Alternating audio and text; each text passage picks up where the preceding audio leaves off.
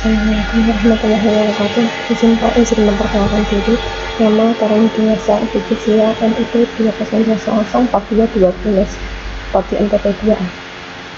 Jadi ini lokomotif ini di start oleh petugas Richard. Jadi masih terima itu dalam keadaan menyala. Jadi seorang mahasiswa harus bisa mengoperasikan lokomotif dalam keadaan diam. Yang pertama dilakukan adalah ada engine conversion, yaitu ada pilihan ada start, run, select, dan setelah diketikkan lokomotif ketika dinyalakan maka engine conversion akan di bagian start. Setelah start, di bawah ada perangkat untuk baterai dibuka, baterai dinaikkan, selanjutnya ditutup lagi. Di bagian sebelah sini di lokomotif AC itu ada circuit breaker yang nantinya dinaikkan menjadi tekanan. Di circuit breaker itu ada 9, ada tekanan, dinaikkan semuanya, tepat, maka pompa bahan bakar ditekan. Nah, setelah ditekan akan memompa bahan bakar sesuai dengan ketentuan yang diinginkan dari lokomotif tersebut. Nah, di teknik ke-200 itu tekanan oleh 35 PSI, tekanan minyak pelumas 30 PSI. Setelah itu bahan bakar 90 PSI atau sekitar 460 kPa. Setelah dinyalakan memenuhi standar T200, maka lokomotif dapat di start engine dalam keadaan start. Nah, tombol start ditekan maka mesin akan menyala. Ketika mesin menyala, lokomotif itu mati. Nah, angin itu akan keluar semua. Tunggu sampai angin dalam servo valve itu penuh, sekitar berapa menit. Sebelah kiri itu ada yang merah, itu ada MR, meter servo itu di antara 110 sampai 125. Lalu yang putih itu di antara 70 sampai 75. 70 sampai 75 PSI. Kalau bar itu yang merah antara 7 sampai 8,5, dan yang putih itu antara 3,5 sampai dengan 5. 3,5 sampai 5 bar. Dari itu visi yang paling luar itu kan ada 10-30 sampai 70 tekanan PSI nya. Kalau yang dalam itu bar, kalau luar itu PSI, kalau dalam itu bar. Nah, sebelah kanannya lagi itu ada merah silinder bar, dan putih itu untuk pita bar. Itu adalah sirkuit deep, dimana silinder deep itu yang berwarna merah. Nah, ketika posisi normal itu harus di 0, posisi tidak rem itu berada di 0. Nah, jika saya kita rem maka antara 3 sampai 5 bar.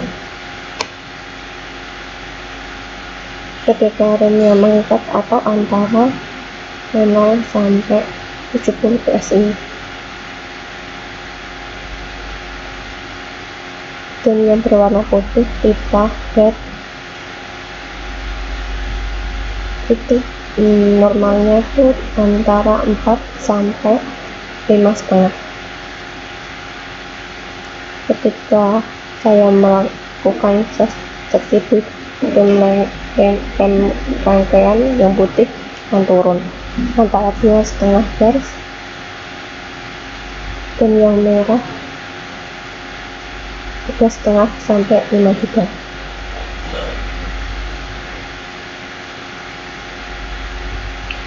Dan untuk sebelah kanan itu speedometer untuk pengukur kecepatan, dan yang paling kanan sendiri itu lokomotor, dimana menunjukkan tekanan mesin.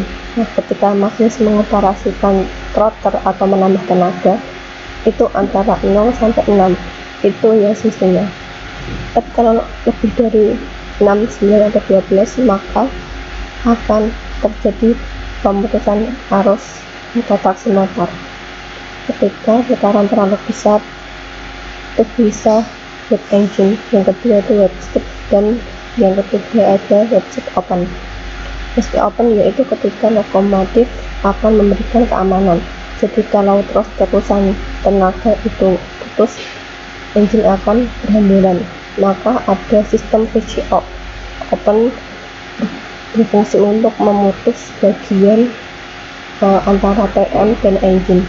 Maka setelah itu pengereman akan bekerja. Untuk yang bagian bawah itu ada 3 handle: dynamic brake yang pertama, yang kedua starter, yang ketiga reverser. Berfungsi untuk mengurangi laju lokomotif. Jadi putaran PM ke depan itu kan akan menguasai tenaga. Nah, akan diputar balik untuk memperlambat laju lokomotif. Biasanya kalau di Pulau Jawa itu ya, dynamic brake itu digunakan ketika di lintas Bandung sampai Cikampek. Itu biasanya treknya naik turun, jadinya sering digunakan pakai itu. Di service brake itu tidak perlu digunakan dalam lintas jalur sampai lintas Bandung ke Cikampek. Nah, bawahnya itu ada throttle, berfungsi untuk menambah tenaga.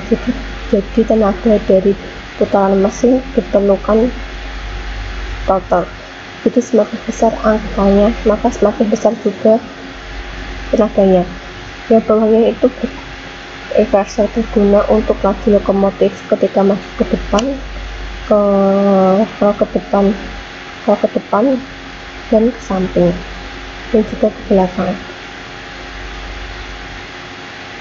Ketika diarahkan maju maka akan maju, ketika diarahkan ke belakang lokomotif juga akan mengarah ke belakang. Kalau yang ini untuk klakson lokomotif, yang belakang akan mengerem dan yang atas akan mengerem rem, yang bawah untuk rem lokomotif. Jadi ketika kereta membawa rangkaian, pengeremannya memakai otomatis brake yang atas. Ketika lokomotif berjalan sendiri maka pakai yang bawah atau independent brake.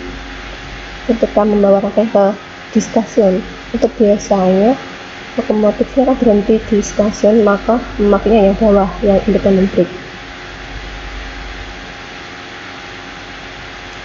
Lalu selain itu juga ada switch in dan switch out.